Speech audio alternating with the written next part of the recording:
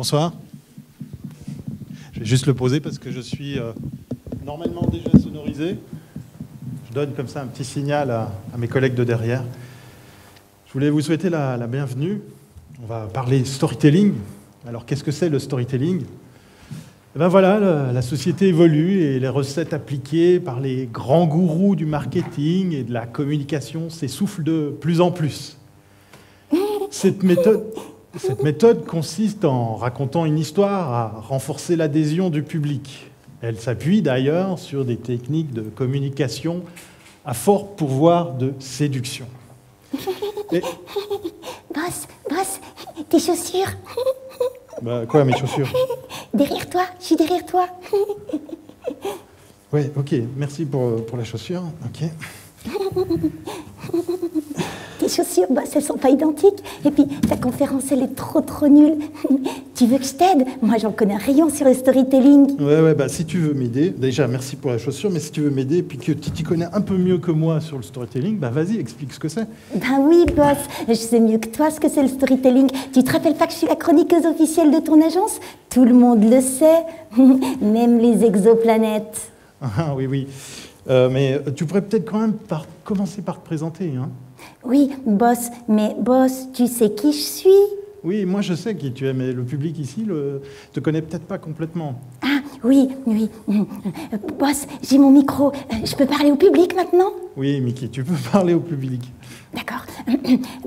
Public, voilà. Je suis quand même un tout petit peu timide là. Hein. Bon, voilà. Je suis professeur d'astrophysique digitale des couches stratosphériques. Et puis, tu sais, public, je suis aussi docteur en sciences numériques et sociales. Et je m'occupe sur ma planète des études empiriques des comportements humains du 3e millénaire. Et public, t'as rien compris. C'est pas grave, moi non plus. Tu vois, j'ai dû répondre à l'annonce de Brive qui cherchait une chroniqueuse. Ah oui, boss, tu cherchais une chroniqueuse? Oui.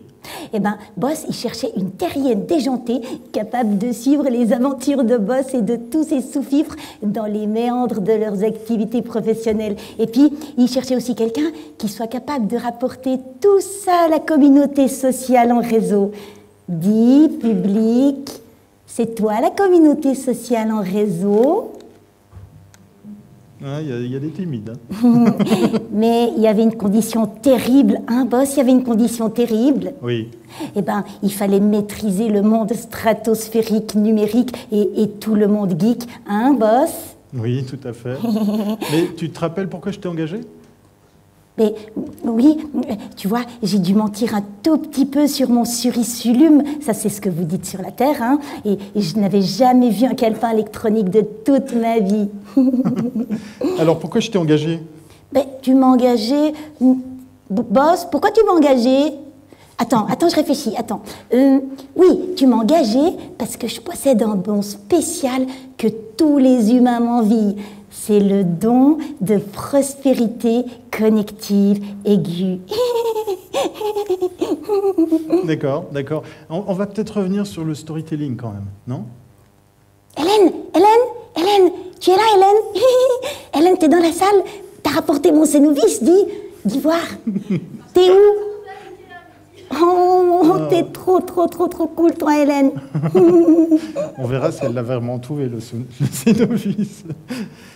Bon, Mickey, je crois qu'on va faire autrement hein, ce soir. Toi, je vais te faire travailler autrement. Oui, boss. Mais tu crois qu'Hélène a aussi rapporté du saucisson du Valais? Moi, j'aime tellement les spécialités suisses. Oui, je sais pas, on ira lui poser la question, mais je vais justement descendre avec un micro pour poser la question à un monsieur au hasard ou une dame. Allez, non, monsieur, vous avez peut-être une question à poser à Mickey. Oui, quel âge est là, par exemple? Mickey, tu peux répondre? Quel âge tu as? J'ai pas entendu la question. Puis tu t'appelles comment, toi, public? Alors, moi, c'est Antoine, et j'aimerais savoir quel âge tu as, Mickey. Oh, Mickey!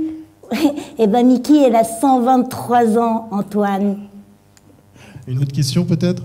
Allez, on va en prendre une autre. Une question pour Mickey. De où elle vient? Mickey? Moi, j'ai pas entendu la question, public. J'ai dit de où tu viens? Mais c'est quoi ton petit nom à toi? Élodie. Élodie? Eh ben, je viens d'une planète c'est un tout petit peu comme une exoplanète, mais c'est pas tout à fait une exoplanète. Une dernière question. Allez, on va te faire bosser un petit peu. Monsieur, une question. Moi, j'ai un peu peur, boss. Je te fais bosser. Je m'appelle Michel. Tu vois, Mickey, il a compris. Hein. Moi, j'ai compris. Est-ce que ton patron, ton boss, il te bat ou... Tu peux répéter la question parce que je suis un tout petit peu timide tout à coup, là. Est-ce que ton patron, il te bat? Ben ça, c'est des choses qu'on n'a pas le droit de dire. Il m'a dit que ce soir, il fallait que je me taise. Bon, écoute, Mickey, on va faire un truc. Je crois que tu vas retourner travailler, tu vas aller t'occuper de ta rubrique, d'accord? Pourquoi? Parce qu'il faut un peu bosser ce soir, quand même. On est là à une conférence. D'accord, boss, mais tu trouves pas c'est quand même toujours les mêmes qui bossent, boss, hein? Oui, je trouve aussi. Je trouve aussi. Vous l'aurez compris, Mickey est parmi nous en live, en 3D, live. Je vous demande d'accueillir Rosita Opizzi, qui incarne la voix de Mickey et qui est à l'origine de la création de ce personnage, ainsi que Didier Valmeyer, qui a donné vie en image de synthèse à Mickey. On peut les applaudir pour les accueillir.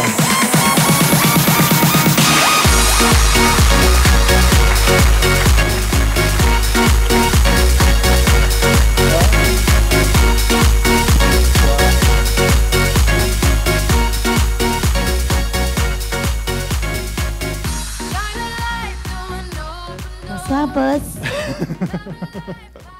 Salut Thierry. Bienvenue. Bienvenue. Et puis ce soir, je vais vous faire aussi bosser. Il n'y a pas que Mickey qui va bosser. Je vais commencer avec une série de questions. La première, c'est pour toi, Rosita. Comment l'agence Les Lettres d'Or a-t-elle construit le concept de la communication autour de Mickey? Est-ce que le concept existait avant Mickey, par exemple? Alors, merci pour la question, Thierry, qui est très pertinente, bien évidemment. Notre agence de communication, elle est spécialisée dans la communication basée sur deux principes moteurs de la communication. D'une part, la stratégie, le développement de la stratégie de communication en amont et la rédaction de tous les contenus écrits en aval. Alors quand je dis « et », c'est « et-e-t ». Et ça, c'est vraiment la grande force et c'est ce qui crée aussi la pérennité d'une stratégie de communication parce que tous les contenus qui sont écrits en aval, ils sont intimement liés à la stratégie qui a été élaborée en amont. Alors, pour répondre à la question, nous avons utilisé pour Brive, nous avons décidé d'utiliser 3 canaux de communication online principaux. Donc, on s'est focalisé sur ces 3 canaux. Nous avons utilisé le site Internet, la newsletter et Facebook. Pourquoi ? Parce que ces 3 canaux de communication ont des registres de langage différents. Donc, c'est ça qui est intéressant, c'est d'utiliser pour chaque canal de communication des registres de langage différents. Le site Internet a des contenus purement informatifs, institutionnels. La newsletter a un contenu plutôt orienté marketing. Et Facebook a un contenu conversationnel avec Mickey. Alors, pour répondre à ta question maintenant, ça fait une grosse réponse. Mickey est-elle née avant ou après le concept ? On va dire peut-être 2 secondes après le concept. Il fallait trouver un concept simple, efficace, rapide à appliquer, qui soit modulable, donc flexible et transportable. Et nous avons pensé le site informatif, la newsletter marketing, puis on s'est dit, bon, Facebook quoi ? On sait très bien que voilà, des billets sur Facebook d'une entreprise qui disent la semaine passée, on a été filmé telle et telle entreprise. Cette semaine, on va faire un tournage sur tel et tel sujet. C'est un peu ennuyeux. Et c'est de là qu'est née l'idée de ce personnage qui raconte les aventures des coulisses de Brive. Alors, merci beaucoup, Rosita. Une question pour Didier qui vient de disparaître. Excusez-moi. Il s'est endormi, en fait. Je suis aussi impressionné que Mickey, en fait, c'est pour ça. J'ai voulu m'enfuir. Didier, donc de l'Avenue Digital Média, comment l'image de synthèse est-elle intégrée dans une stratégie cross-média ? Alors, tout d'abord, bonsoir. Donc, comme j'ai dit, je suis aussi impressionné avec Mickey. Hein, je n'ai pas l'habitude de cet exercice, de faire ça régulièrement. Donc, répète la question. Donc, tu parles de cross-média. Ouais. Comment on a Oui. intégré l'image de synthèse justement dans cette campagne? Bah, déjà, vous êtes venu nous voir. Donc ça, c'est une chose importante. Hein. Nous, soit on travaille avec des clients en direct, ou sinon, des agences viennent nous voir. Les agences savent plus ou moins ce qu'on fait. Les clients ont une vision plutôt abstraite de ce qu'on réalise. Notre matière première, donc, c'est la 3D, l'imagerie de synthèse. Et à partir de là, eh bien, on peut réaliser différentes choses. Donc, j'imagine que vous visualisez assez bien l'image statique, animée, le film d'animation. Donc ça, c'est des choses qui sont couramment réalisées chez nous. Et puis, à côté de ça, on a des techniques, des technologies qui sont un petit peu plus novatrices, comme la réalité augmentée. Ça reste encore très, très aléatoire. Les gens viennent nous voir, ils ne savent pas trop ce que c'est. Je pense que l'essor de la réalité augmentée va vraiment venir avec notamment les lunettes de Google. Et puis, on a aussi des technologies comme la 3D temps réel qui nous permettent de faire beaucoup de choses. Donc ça permet de faire de l'interactivité. Mickey a interagi ce soir avec vous. Ça, c'est une de nos spécialités. Quand on peut faire, en plus de l'interaction, quand on peut faire de l'immersion, et en plus, on peut rendre ça ludique, là, on a les 3 termes qui permettent de faire vraiment quelque chose de très intéressant où bien le consommateur va s'immerger dans un environnement et il va être beaucoup plus réceptif au message qu'on voudra lui donner. Donc, naturellement, quand tu es venu nous voir avec Mickey, Mickey était une figurine, hein, elle est là. Et puis nous, on lui a donné vie, d'abord en l'animant, et puis après en l'animant même en temps réel, c'est-à-dire que Mickey est capable de pouvoir aujourd'hui interagir avec n'importe qui d'entre vous, dans une salle comme ici ou dans des seconds points de vente, etc. En l'occurrence, là, on est dans le service, donc ça n'aurait pas de sens, mais un produit aujourd'hui, il y a, à mon avis, beaucoup de possibilités. Donc, on vient s'intégrer comme ça, saupoudrer avec nos technologies. On est aussi dans l'émotion et on essaie de proposer de l'émotion dans les projets de nos clients avec des nouvelles technologies. La réponse donc à la question, image de synthèse, un outil, oui ou non pour le cross-média, c'est résolument oui. Oui, si ça a un sens. Il faut que ça ait un sens, bien évidemment, à la campagne qui est réalisée. Une campagne un peu bizarre, un peu atypique, Mickey. Est-ce que Mickey, c'est du storytelling? Alors, très bonne question, puisque c'est la thématique de ce soir. Ça tombe bien. Super. Alors, qu'est-ce que c'est le storytelling? Je pense que tout un chacun qui est dans cette salle sait plus ou moins que storytelling signifie raconter une histoire. Alors, pourquoi est-ce qu'on raconte une histoire? C'est bien sûr un concept qui nous vient d'outre-Atlantique avec les anglo-saxons qui sont très doués pour raconter des histoires, parce que la publicité et la communication dite traditionnelle, un peu agressive comme ça, elle a commencé à ne plus du tout fonctionner auprès du public qui a aussi évolué dans son temps. Alors, l'idée du storytelling, c'est de capter l'attention, c'est d'attirer le regard sur une histoire et, dans un deuxième temps, peut-être de provoquer une action de la part de celui qui interagit. Pourquoi est-ce qu'on raconte une histoire? Parce que, c'est très malin, on veut toucher le cœur, on veut toucher l'émotion, pour que ça aille à la tête et que la tête, elle dise « j'achète ». Voilà, c'est simplement pour ça qu'on fait du storytelling d'entreprise. J'aime beaucoup la définition. Merci beaucoup. Alors, quel est l'outil du storytelling? Bien sûr, c'est l'enthousiasme, c'est la passion, sauf si vous racontez des histoires dramatiques et tristes, hein, parce que storytelling, ça veut dire narrer, donc on peut aussi raconter des histoires un peu tristounettes. Mais ici, on est dans le cadre du storytelling d'entreprise, donc on est censé raconter des histoires plus gaies. Oui. Oui, non, vas-y. Le storytelling d'entreprise, il a 2 fonctions principales. La première, c'est de lier l'histoire aux activités de l'entreprise. Et maintenant, je vais vous dire une chose super importante. Ça veut dire quoi? Ça veut dire qu'il y a un regard de l'intérieur de l'entreprise qui est véhiculé vers l'extérieur. C'est l'entreprise qui dit « moi, je vais maintenant donner cette image à l'extérieur ». La deuxième fonction du storytelling d'entreprise, c'est de créer un lien avec la réalité de celui qui va lire ou regarder l'histoire. Donc, une identification. Alors maintenant, je réponds à ta question. Merci. Est-ce que Mickey est un storytelling atypique? Alors, je ne suis pas une spécialiste théorique du storytelling. En revanche, ce qu'on peut constater, ce sont 3 choses. Tout d'abord, nous avons une figurine qui présente avec un regard extérieur les activités d'une entreprise. L'entreprise n'a pas son mot à dire sur ce qu'elle véhicule vers l'extérieur. Donc on a un intermédiaire journalistique, puisque Mickey, elle est chroniqueuse, et ce regard extérieur change la donne par rapport au storytelling, le mythe fondateur du storytelling d'entreprise traditionnel, qui est de dire « moi je suis une entreprise et je vais transmettre ce message vers l'extérieur ». Non, là on a une figurine, une chroniqueuse, qui décide ce qu'elle va transmettre vers l'extérieur. Donc ça, c'est peut-être atypique pour les spécialistes.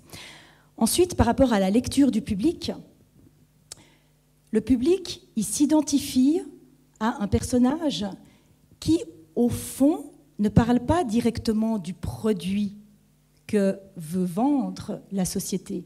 Et ça, c'est intéressant. Ça veut dire que l'assimilation de la personne qui va lire l'histoire ou qui va regarder ou visionner l'histoire, l'assimilation, elle est beaucoup plus rapide. Parce qu'il n'y a pas de vente, entre guillemets, directe. Et c'est ça toute la feinte, parce que c'est du marketing pur. Au final, on arrive quand même à l'entreprise, à ses produits et à ses services. La troisième réflexion, ou le troisième paramètre, et ça c'est une chose qui est ressortie un peu plus tard, Mickey, en fait, elle représente l'archétype du consommateur actuel. Alors on est tous pareils, on est tous des zappeurs des réseaux sociaux, on veut aller un peu s'amuser, on veut aller un peu trouver de la détente, et puis Mickey, en fait, elle véhicule quoi? Mickey véhicule le message qu'elle est une employée toute simple qui doit chroniquer les activités. Mais qu'est-ce qu'elle fait? Elle s'invente des mondes. Elle critique ses collègues, elle critique son boss, parfois elle se fait taper. Pas trop fort, pas trop fort. Et donc, qu'est-ce qui se passe par rapport à ce personnage? C'est un personnage comme vous et moi qui travaillons dans une entreprise. Et ce personnage qui travaille dans cette entreprise reflète le consommateur que nous sommes. Et j'ai perdu mon fil rouge. Oui. Moi, non, j'ai retrouvé le fil rouge. J'allais t'aider. Voilà. J'aime aussi raconter des histoires. Quel est le but qu'est-ce qu'on fait sur les réseaux sociaux? On parle de soi. On a envie de dire « j'existe ». On écrit sur son mur des petites choses. Ben, Mickey, elle fait pareil. Elle a sa petite couronne, elle veut se faire photographier avec des people, elle dit « ouais, moi je connais tellement de monde, j'ai tellement de friends partout ». Elle veut aller dans ce mouvement de la pipolisation. Puis, quelque part, on est tous un tout petit peu comme ça, qu'on aimerait être un tout petit peu célèbre comme Mickey. Donc, on arrive à s'identifier à Mickey.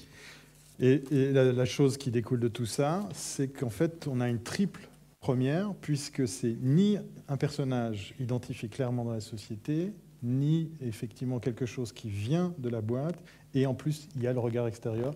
Généralement, dans le storytelling, on ne fait pas tout à fait comme ça. C'est pour répondre à la question de l'atypique ou pas. Didier, raconter des histoires dans les images de synthèse, ça se passe comment? Alors nous, on faisait du storytelling sans le savoir, un peu comme M. Jourdain.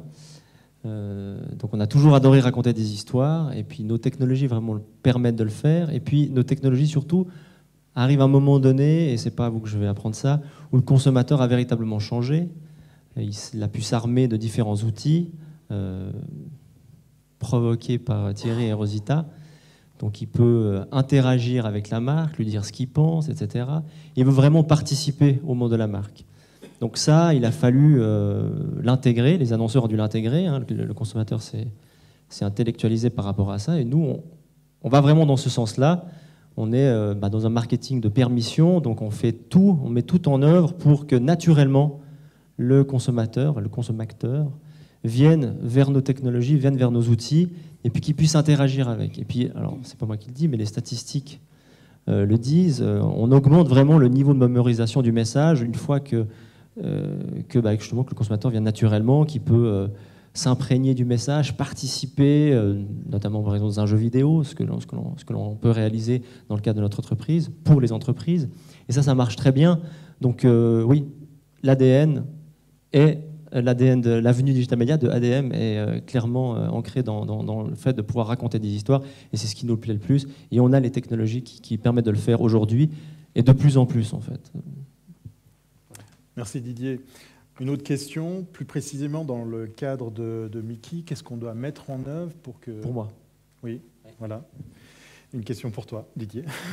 Qu'est-ce qu'on doit mettre en œuvre pour que Mickey puisse exister, prendre vie, et puis là, par exemple, à l'image de la démonstration du début, pouvoir même interagir en live. Alors bon, sans rentrer dans des détails trop techniques, donc Mickey est un personnage, encore une fois, il est là, enfin elle est là, puis elle était là avant. Donc il faut prendre possession d'elle, donc déjà pas mal discuter avec l'intervenant, avec Thierry en l'occurrence, Rosita, pour savoir comment se comporte Mickey. Et voilà, il fallait écouter la voix, les petites mimiques, etc. Là, Mickey, on a un personnage qui est relativement simple parce qu'elle n'a pas de jambes, elle n'a pas de bras, elle n'a pas des comportements d'humanoïde, donc la modélisation du personnage et son squelettage est relativement simple. Donc on va squeletter le personnage, lui donner une armature pour qu'elle puisse bouger de gauche, de droite. En l'occurrence, là, on a décidé d'aller sur des processus assez simples, donc elle ouvre les yeux, elle les ferme, elle ouvre la bouche, elle peut sourire et puis elle peut être étonnée avec un O. Donc voilà, ça c'est les mouvements basiques. Donc sur cette base-là, on a fait un petit film d'animation, enfin plusieurs petits films d'animation qu'on a utilisés dans la newsletter pour donner vie à Mickey.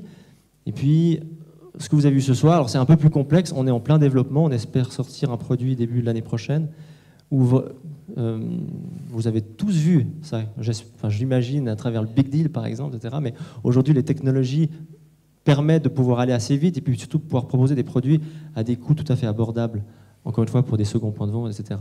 Donc, la mise en œuvre pour Mickey, encore une fois, c'est beaucoup de discussions, et puis ensuite, c'est de la technique. Et puis après, là, on travaille vraiment en partenariat au niveau de la création, et on amène notre plus-value. Une technique pas trop complexe, puisqu'effectivement, elle tient juste derrière la scène, et ce qui a permis de donner vie à Mickey en intro. Oui, je vais peut-être juste rajouter encore une chose, parce que nous, on a deux savoir-faire, c'est bien, c'est de résumer un peu les compétences des entreprises. Donc, nous, on est des intégrateurs. Donc, on va aller picorer plusieurs technologies de gauche et de droite. Et souvent, on va aller détourner les technologies pour les utiliser à notre propre compte et puis ensuite les restituer en termes de services, en termes de produits. Là, la technologie que vous voyez là, c'est une technologie qui vient de l'EPFL. Donc, on la prend, on la met à notre sauce, on l'intègre dans nos médias qui nous intéressent et on la restitue. Et à la base, cette technologie-là n'est pas du tout faite pour le monde de la communication, elle est faite pour les studios d'animation, les studios de jeux vidéo, mais pas du tout pour ce qu'on a vu ce soir. Puis le deuxième niveau, on est des beautifiers. C'est joli ça. Alors je sais que le beautifying, c'est plutôt utilisé dans le monde informatique, mais nous, on est clairement des embellisseurs. C'est-à-dire que, par exemple, dans le monde de la promotion immobilière, c'est un des secteurs d'activité dans lequel on travaille, je pense que ça permet vraiment de bien expliquer. On vient avec un plan 2D, 80% de la population ne comprend rien à un plan 2D, peut-être même 90%. Et puis, on le restitue à travers une belle image de synthèse où on permet au futur acquéreur de pouvoir s'immerger dans son futur bien. Donc voilà, nous, on a ces deux casquettes-là, et grâce à ces deux casquettes-là, eh bien, on arrive à raconter des histoires. Merci beaucoup, Didier. Une question pour Rosita, même si je connais un petit peu la réponse. Quel a été l'impact de Mickey au sein de l'agence Brive ? Alors ça, c'est aussi une chose qui est très intéressante. Comme vous le savez certainement, en général, les entreprises n'ont pas de réelle culture d'entreprise ou alors elle est relativement hétérogène. En plus, quand vous avez de la communication d'entreprise, en général, c'est un département qui s'occupe de ça. Les employés, ici, ça ne les intéresse pas de savoir comment interagissent la société avec le public. Ici, c'était tout différent. On a un petit personnage qui est affectueux, qui transmet des émotions, et il fallait faire travailler les collaborateurs de Brive, puisque c'est eux qui font les petites photos que je reçois régulièrement pour créer les petits épisodes qui vont être postés sur Facebook et les réseaux sociaux. Un mythe s'effondre, je pensais que c'était elle qui faisait tout ça toute seule. Oui, mais elle a tellement de travail après tant de mois qu'elle n'arrive plus à gérer ça toute seule. Je comprends. Et donc, ce qui s'est passé, c'est qu'il fallait convaincre les collaborateurs de participer à cet exercice Ça peut paraître un peu ridicule, ouais, mais bon, une petite figurine, parce qu'il leur a été demandé non seulement de photographier Mickey dans des situations avec la clientèle, les prospects, lors de toutes les activités professionnelles de Breeve, mais aussi de s'impliquer dans le processus plus technique de toute cette campagne. Ce qui est très intéressant, c'est qu'au final, la philosophie d'entreprise, ou du moins la culture d'entreprise de Breeve, s'est modifiée. C'est-à-dire que soudain, il y a une nouvelle personne qui est là, c'est comme un nouveau membre dans une famille, hein. Soudain, il y a quelqu'un qui est là, un personnage, un nouveau paramètre, et tout le monde se rassemble autour. Et ça, c'est très intéressant, ça crée une cohésion, ça crée une unité au sein de l'entreprise, et c'est très intéressant à constater aussi. Je confirme. Une autre question justement sur la com, mais là plus à l'externe. Quels sont les impacts justement que tu as pu mesurer, que tu as pu constater? Alors, si je fais le lien direct entre les effets sur la communication interne et externe, on peut dire qu'en termes de public relations et de prospection de clients, il y a là un énorme impact parce que ce sont les collaborateurs qui, lorsqu'ils sont chez les prospects ou chez les clients, leur demandent s'ils veulent se faire photographier avec la petite Mickey qui est la mascotte de l'entreprise. Donc ça crée tout, ça brise la glace avec le prospect ou le client. Parfois on est un peu interloqué, on se pose des questions, et puis au final on trouve ça très sympathique et on joue le jeu. Donc de ce fait-là, il y a un impact énorme dans le domaine de la prospection et dans l'acquisition de nouvelles clientèles. Autrement, ce qui est extraordinaire, et ça on ne l'avait pas non plus prévu au départ, c'est que Mickey est un support extraordinaire publicitaire. Au final, qu'est-ce que vous pouvez faire avec un personnage inventé comme Mickey? Vous pouvez organiser une conférence comme ce soir, parce que Breeve, toute seule, n'aurait pas pu organiser. On ne peut pas organiser une conférence en disant je vais vous présenter mes produits. Si, mais peut-être, voilà, il n'y aurait pas eu beaucoup de monde. Ça aurait été une approche, un peu plus différente. On peut créer une communication sur les médias sociaux comme on l'a fait. On peut faire de la communication marketing, tout ça de façon indirecte à travers ce personnage. On peut faire du corporate publishing, on peut créer des nouvelles stratégies de communication, par exemple du crowdsourcing, qu'on n'a encore pas fait, mais c'est tout à fait envisageable. On peut créer des expositions, etc., etc. Ce qui est très intéressant dans ce concept, c'est que Mickey ne meurt pas. C'est-à-dire que les temps changent très vite, les entreprises évoluent très rapidement, les supports de communication sur lesquels on travaille ou on communique peuvent s'éteindre d'un jour à l'autre. Facebook aujourd'hui, après-demain, il n'y aura plus rien. Mais Mickey ne meurt pas, elle est transposable sur tous les supports de communication. D'ailleurs, ça me fait penser que Mickey devrait aller sur Pinterest. À force de faire des photos, ça me donne une idée. Une question pour Didier, merci Rosita. Comment on approche les clients, les prospects quand on fait de la 3D? Papy? Non, écoute, je suis en conférence. C'est une bonne question, Thierry. Je te remercie de me la poser parce que tu as dit quelque chose avant qui était à moitié juste. Je n'ai pas créé Mickey. Enfin, j'ai pas donné vie à Mickey puisque moi, mes responsabilités, elles sont ailleurs. Je fais du business development. Et donc, j'ai toute une équipe derrière, dont 2 de mes associés qui réalisent toute la partie technique. Donc, ta question très intéressante qui était la prospection. Oui. Et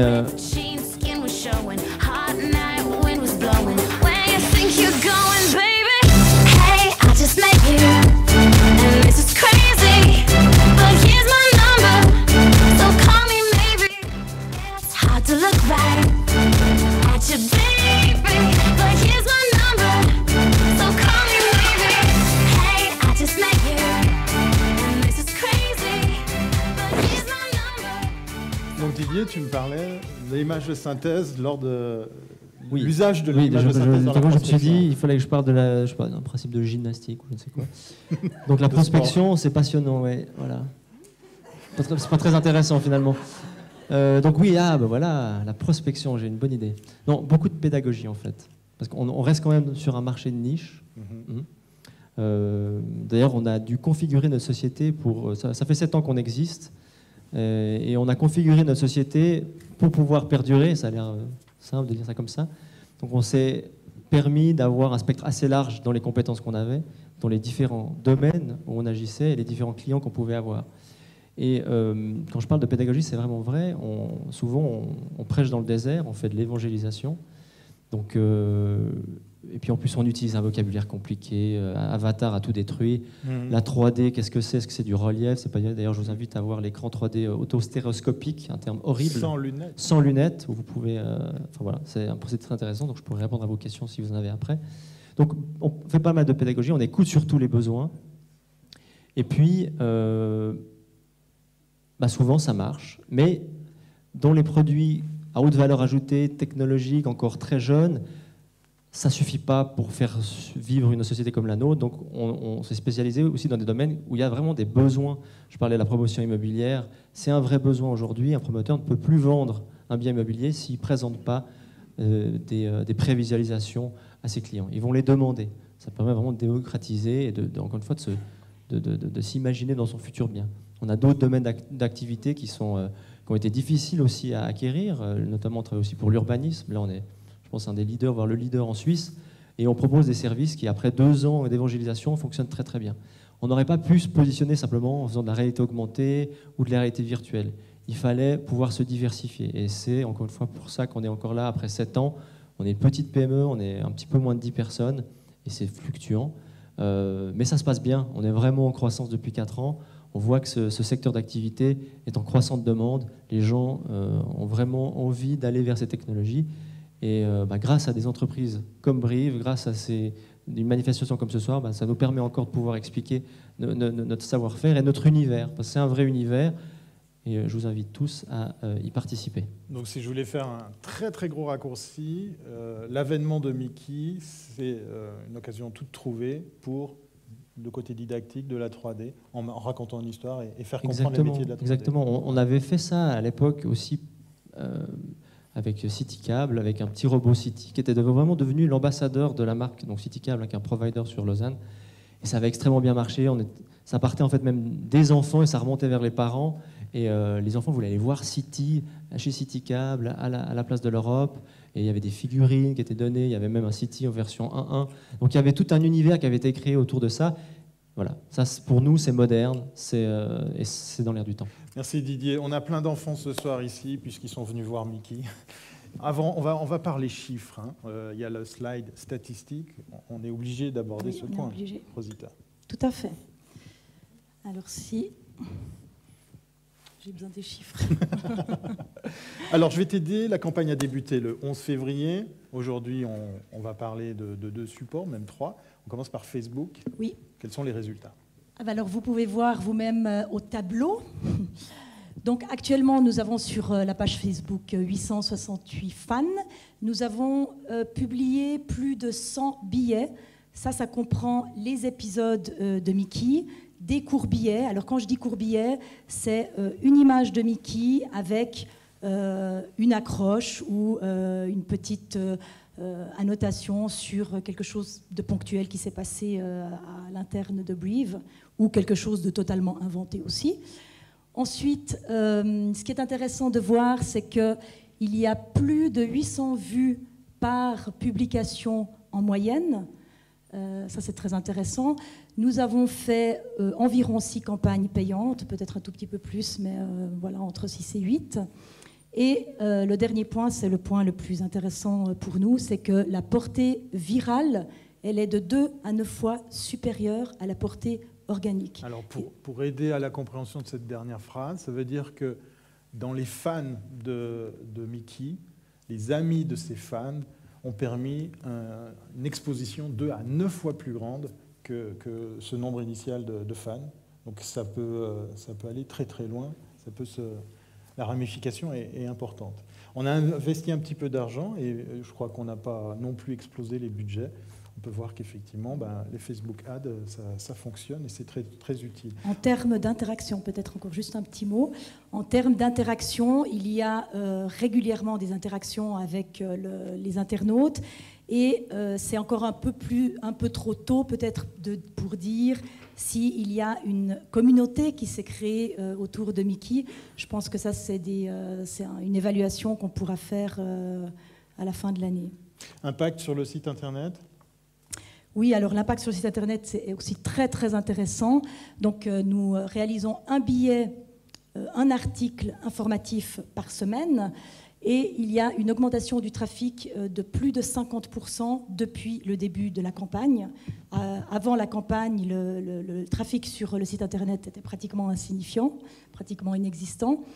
Le troisième point est pour nous le point le plus intéressant, c'est qu'actuellement, la durée moyenne de lecture du site internet est de 5,5 minutes. Alors là, c'est 5 minutes, mais en fait, c'est 5,5 minutes. Donc c'est énorme pour un site internet. Oui, quand on sait que, par exemple, un site de médias, donc on prend un journal, par exemple, on est autour des, en moyenne, 3 minutes 30. On se demande ce que font les gens sur le site de Brave. Alors, toilette. Le point suivant est bien sûr très intéressant aussi, parce que Facebook est la première origine de trafic du site internet. Donc ça veut dire que tout un chacun qui va lire une anecdote de Mickey atterrit plus ou moins sur le site internet. En tout cas, envie d'y aller. Voilà. La newsletter constitue la seconde source de trafic sur le site. Alors maintenant, ce qui est très intéressant de comprendre, c'est que ces interactions sont dues au cross-média, c'est-à-dire que chacun de ces supports de communication, le site internet, la newsletter et Facebook et les réseaux sociaux, sont reliés avec des links et des boutons entre eux. Et chaque fois que nous produisons un contenu sur un des supports, nous faisons référence et nous appelons à l'action le lecteur d'aller voir sur les autres supports de communication ce qui se passe pour comprendre les activités de Brief. Ça a le mérite d'être très très clair.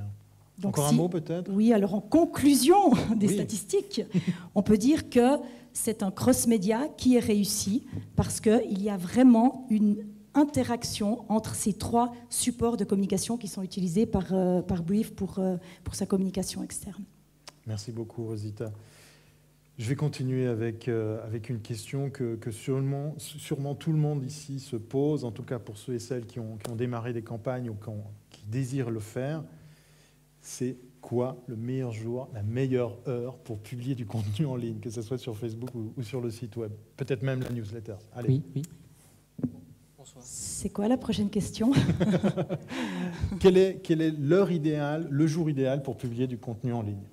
Alors ça, c'est une question que toutes les entreprises se posent. Il y a une quantité de littérature qui a été écrite sur le sujet. Et...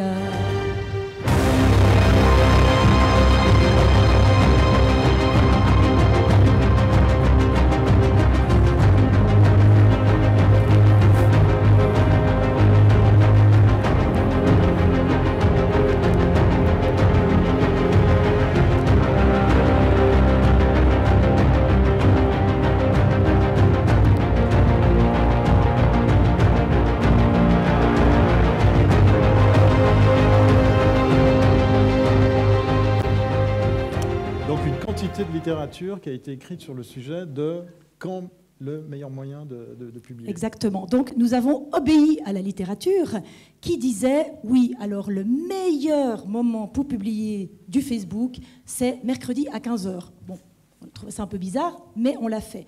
Ensuite, une autre certaine littérature nous disait il faut publier plutôt le lundi ou le mardi entre midi et 1h parce que les gens, ils ont faim.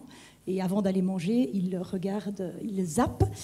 Ensuite, on nous a dit que la fin de semaine était très très mauvaise. Donc on a un peu tout essayé. Mais dès lors, par expérience, nous avons constaté des choses totalement inverses. C'est-à-dire qu'il était bon de publier en fin de semaine, tard le soir.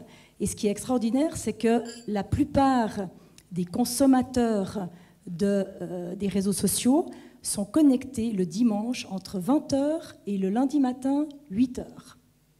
Alors ne me demandez pas pourquoi, parce que c'est une étude psychologique que je n'ai pas réalisée, mais enfin c'est comme ça. Nous avons aussi réalisé que la météo joue un rôle important.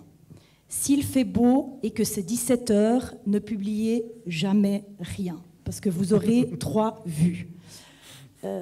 Samedi matin, entre 10h et midi, quand il pleut, là, vous risquez d'avoir un grand succès. Et puis aussi les vacances, les jours de congé. vacances. Alors ça aussi, nous avons de la littérature qui dit surtout pas publier durant les vacances, parce qu'en vacances, les gens sont en vacances. Qui d'entre vous n'a pas son iPhone quand il est en vacances? Donc les vacances ne sont plus un critère pour ne pas publier. Alors c'est vraiment la météo, c'est en fin de semaine, c'est tâter un peu le terrain, et puis il faut savoir que les internautes sont totalement imprévisibles.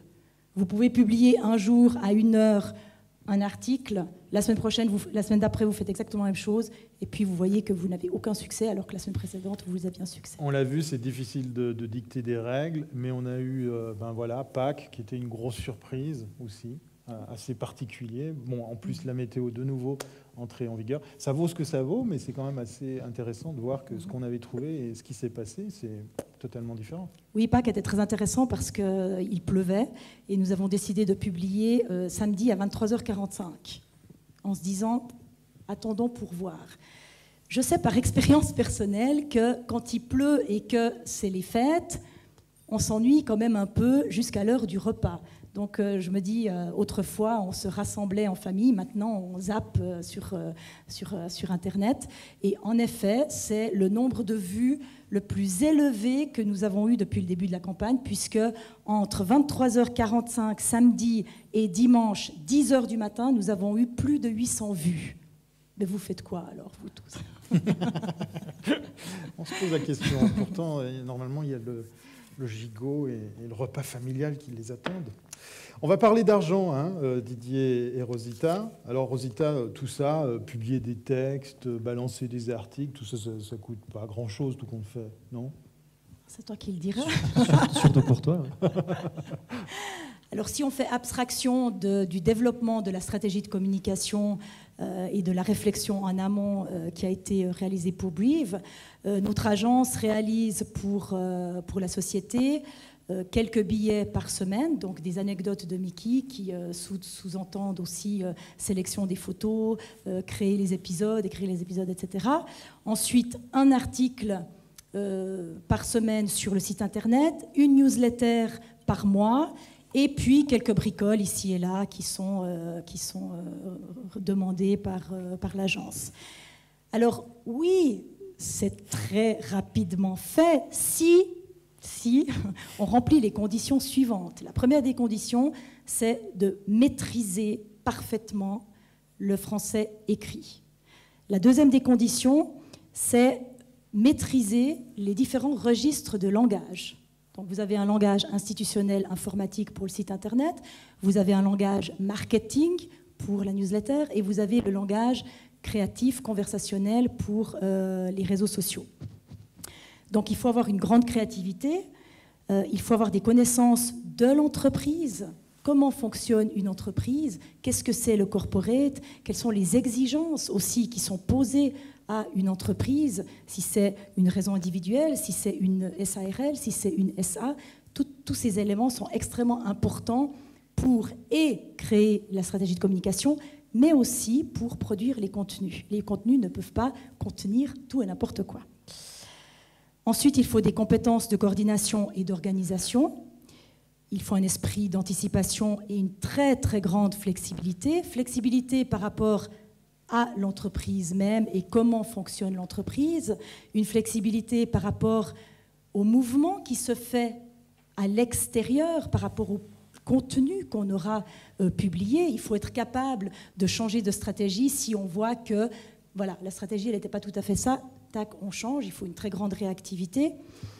Et bien sûr, il faut des compétences techniques, parce que tous ces contenus, ils ne sont pas écrits à la main dans un cahier, et ils doivent être intégrés dans les différents supports de communication. Donc oui, Thierry, si on maîtrise tout ça, ça sera très vite fait. C'était expressément fait que de taquiner là-dessus, puisqu'effectivement, le texte est aussi important que l'image. Alors justement, l'image, maintenant question qui t'est posée. Le budget pour créer, par exemple, une Mickey en 3D. Rapide, une seule condition, l'avenue Digital Media.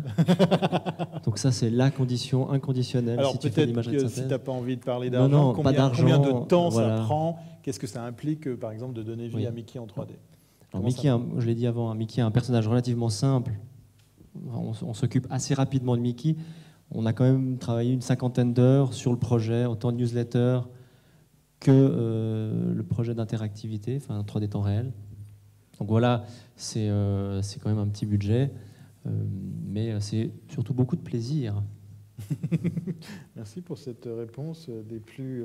comment dire le terme ROI peut-être suggère toutes sortes de pensées à l'assistance de cette conférence ce soir. ROI, retour sur investissement. Rosita, quels étaient les objectifs premiers de cette campagne et quels sont justement les résultats, mis à part les stats qu'on vient de découvrir?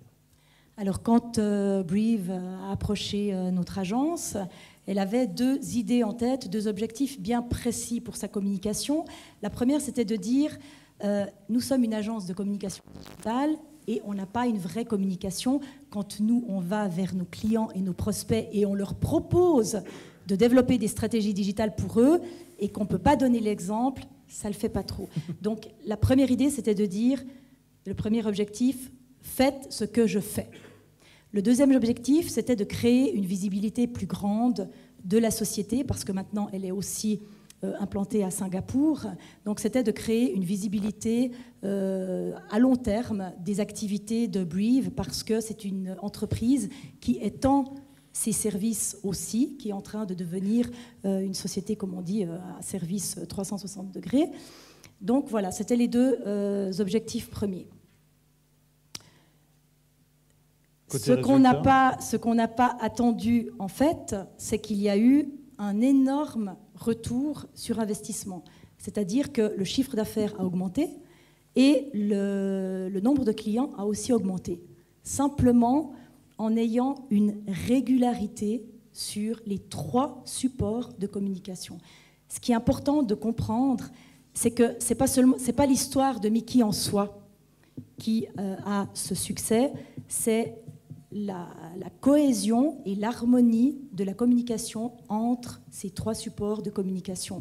Donc, c'est peu, mais c'est efficace parce que ça a été réfléchi pour le long terme, et puis c'est tout. Okay, oui, je peux donner peut-être un conseil. Investissez dans la communication dans les cas de dépression économique ou quand la situation va plus mal. Parce que c'est pile poil à ce moment que les entreprises qui ont compris que c'est là qu'il faut sortir du lot, que ces entreprises, elles vont sortir du lot et qu'elles vont acquérir une nouvelle clientèle. Et il n'y a pas besoin de dépenser des milliards ou des millions pour avoir une stratégie d'entreprise efficace, rapide. Tu me tends une perche puisqu'effectivement, le slogan ou la signature de marque de Brive, c'est « Soyez visible sur le web ». Be visible online. Donc effectivement, c'est l'expression toute trouvée. On arrive au terme de cette première partie, parce qu'on va passer la soirée là jusqu'à 23h, 23h30. Ça fait même pas peur, hein, en fait. On arrive au terme de cette première partie avec des remerciements. Personnellement, et mes compères de ce soir tiennent à remercier Éric Fleury de nous avoir accueillis et d'avoir agendé la première conférence de cette série d'automne du SMC. Un chaleureux remerciement aux lettres d'or en la personne de Rosita, qui a donc créé la stratégie de Brive et Mickey, qui lui a effectivement donné aussi sa voix, la scénarisation de la conférence, parce que faire une conférence, c'est aussi du storytelling. Donc, si maintenant vous trouvez le lien avec le trampoline et puis les lunettes 3D, vous me faites signe. L'avenue Digital Media pour la partie 3D. Merci Didier. J'aimerais juste faire venir Michel et Greg, qui sont mes 2 associés et qui ont participé pleinement, l'un et l'autre, à la création et à la mise en scène de Mickey. Voilà, Greg et Michel, à vous de souffrir un peu. Merci à eux d'avoir compris justement le personnage de Mickey. Voilà. Et voilà, vous avez le droit de les applaudir, hein, accessoirement. Voilà.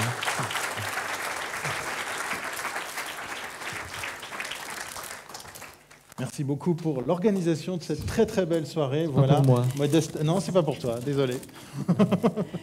Et merci aussi à Brive, donc Thierry Weber, de nous avoir témoigné de sa confiance pour créer tous ces contenus pour son entreprise. Merci à vous.